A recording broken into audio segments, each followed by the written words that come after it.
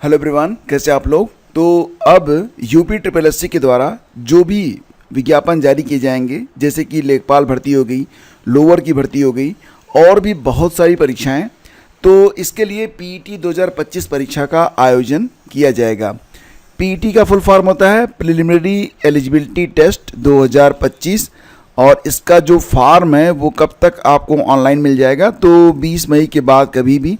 रही बात कि एग्ज़ाम कब तक हो जाएगा, परीक्षा कब तक हो जाएगी, तो उम्मीद कीजिए कि आपकी जो परीक्षा है यह अगस्त या सितंबर में करवाई जा सकती है। मोस्ट प्रोबेबल की परीक्षा जो है सितंबर में हो। फिलहाल अभी परीक्षा तिथि के बारे में कुछ नहीं बताया गया है। फॉर्म आपके 20 मई के आसपास आ जाएंगे। तो अब पीटी में कुछ नए चेंजेज आपको देखने को मिलेंगे। पहली बात तो ये कि इसकी वैलिडिटी, जैसा कि आप जानते हैं, 2020 से पीटी करवाई जा रही है, तो अभी तक जो इसकी वैधता रही है वो 1 ईयर रही है और अब इसे बढ़ाकर 3 साल कर दिया जाएगा। यानी कि आपका जो स्कोर कार्ड होगा यह 3 साल तक वैध रहेगा। जैसा कि इस नोटिस में आप देख पा रहे होंगे, प्रेषक कुलदीप कुमार रस्तोगी, विशेष सचिव उत्तर प्रदेश शासन ने सचिव यूपी ट्रिपल एससी को यह पत्र भेजा है 28 अप्रैल को और यहाँ पर हर बात बिल्कुल क्लियर कर दी गई है। तो जो मुख्य बदलाव किए गए हैं वो मैं आपको बता देता हूँ। देखो, पीटी परीक्षा का जो आयोजन है ये हर वर्ष किया जाएगा, ठीक है। आयोजन तो हर वर्ष होगा, लेकिन इसकी जो वैधता अभी तक 1 साल रही है, अब 1 साल नहीं बल्कि यह 3 साल रहेगी। यानी कि 3 साल के लिए वैध होगा और अगर आप चाहें तो हर साल आप ये फॉर्म भर सकते हैं, अपना पेट स्कोर सर्टिफिकेट ले सकते हैं। और मान लेते हैं कि किसी वर्ष ये विज्ञापन कोई जारी होता है तो आपके पास मान लेते 3 साल के हैं, ठीक है। तो 3 साल में जिस सर्टिफिकेट में आपके पास सर्वाधिक अंक हों उसको लगाकर आप उस परीक्षा के सापेक्ष आवेदन कर सकते हैं। यानी कि आपकी जो शॉर्ट लिस्टिंग होगी, मान लेते हैं कि आपके पास आपने हर साल परीक्षा दी है और हर साल का सर्टिफिकेट आपके पास है, तो कोई फॉर्म अगर आता है तो आपके पास 3 सर्टिफिकेट हैं, तो 3 में जिसमें सबसे ज़्यादा हो उसको आप लगाइए और उसी के आधार पर आपको जो है सेलेक्ट किया जाएगा। यानी कि जो आपका सिलेक्शन होगा वो सर्वाधिक नॉर्मलाइज स्कोर के आधार पर किया जाएगा। तो ये बहुत बड़ा बदलाव अब आपको देखने को मिलेगा। और ये बात नहीं है कि वैधता 3 साल की है तो आयोजन 3 साल पर होगा, नहीं। आयोजन हर साल होगा, वैधता 3 साल की होगी और एक बच्चा चाहे तो वो हर साल बैठ सकता है।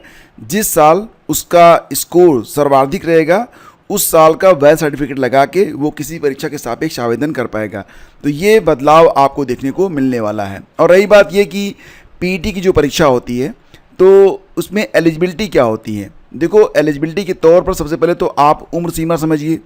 तो उम्र सीमा जो रखी जाती है वो मिनिमम 18 वर्ष होनी चाहिए और 40 साल अधिकतम रखी जाती है। लेकिन अगर आप रिजर्व कैटेगरी से आते हैं, खिलाड़ी हैं, स्पोर्ट पर्सन हैं, तो 45 साल तक आप यहाँ पर आवेदन कर सकते हैं, ठीक है। और बाकी अगर आपको और भी उम्र सीमा में छूट चाहिए नियमानुसार तो एक बार नोटिफिकेशन चेक कर लीजिएगा, ठीक है। वैसे यहाँ पर जो रिजर्व कैटेगरी हैं और जो स्पोर्ट पर्सन हैं उनको 5 साल की छूट यहाँ पर दी जाती है। दिव्यांग वगैरह की स्थिति में आप एक बार चेक कर लीजिएगा कितनी छूट आपको मिलती है। और परीक्षा जो है उसमें कुल मिला के 100 प्रश्न आपसे पूछे जाएंगे। 2 घंटे की परीक्षा होती है, 2 घंटे में 100 प्रश्न आपसे पूछे जाएंगे। सिलेबस बहुत लंबा है। सिलेबस के लिए आपको अभी से अच्छी खासी तैयारी करनी पड़ेगी, क्योंकि अगर आप केवल पेट में स्कोर सर्टिफिकेट ही लेकर पास हो रहे हैं कोई फ़ायदा नहीं है। क्योंकि ऐसी परीक्षाएं जिसमें सीटें कम होती हैं उसमें पीटी का जो स्कोर होता है, जितना अधिक स्कोर आपका रहेगा उतनी ही अधिक परीक्षाओं में आप शामिल हो पाएंगे। अदरवाइज आपने देखा है कि अभी ग्राम पंचायत अधिकारी के लिए जो शॉर्ट लिस्टिंग आई थी उसमें 69 नंबर, हाँ भाई साहब, 100 में 69 नंबर जो लोग प्राप्त किए थे वो लोग शॉर्ट लिस्ट हुए थे। यानी कि 68 नंबर तक वाले जो थे वो बाहर हो गए थे। तो आपको मैक्सिमम अंक यहाँ पर लेकर आना पड़ेगा। जितना अधिक अंक आप लेके आएंगे उतने ही आप सेफ रहेंगे, सुरक्षित रहेंगे, ठीक है।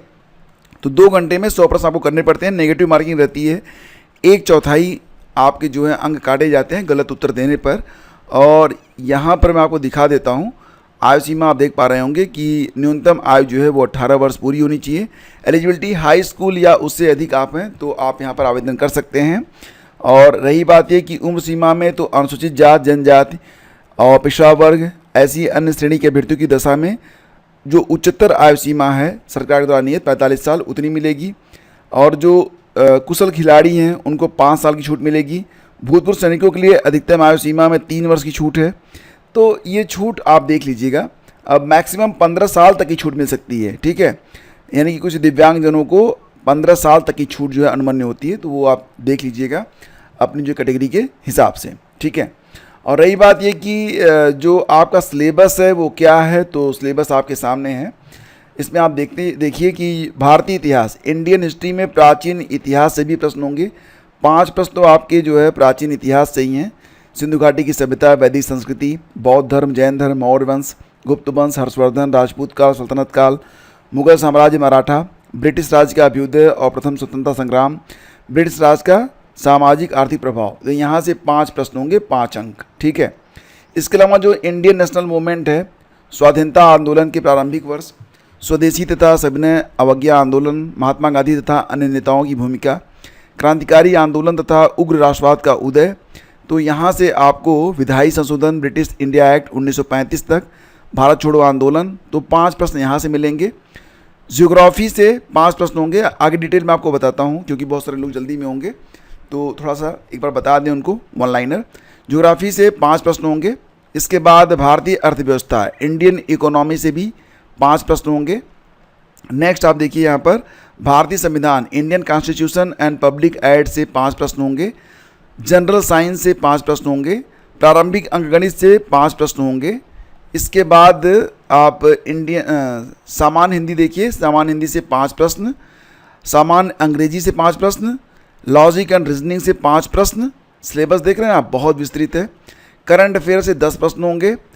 जनरल अवेयरनेस से 10 प्रश्न होंगे। जनरल अवेयरनेस में भारत के पड़ोसी देश, देश, राजधानी, मुद्रा, तमाम चीज़ें आगे मैं डिटेल आपको बता रहा हूँ। इसी प्रकार से अपठित हिंदी गद्यांश का विवेचन और विश्लेषण 2 गद्यांश होंगे, तो यहाँ से 10 प्रश्न। ग्राफ की व्याख्या और विश्लेषण 2 ग्राफ होंगे, 10 प्रश्न।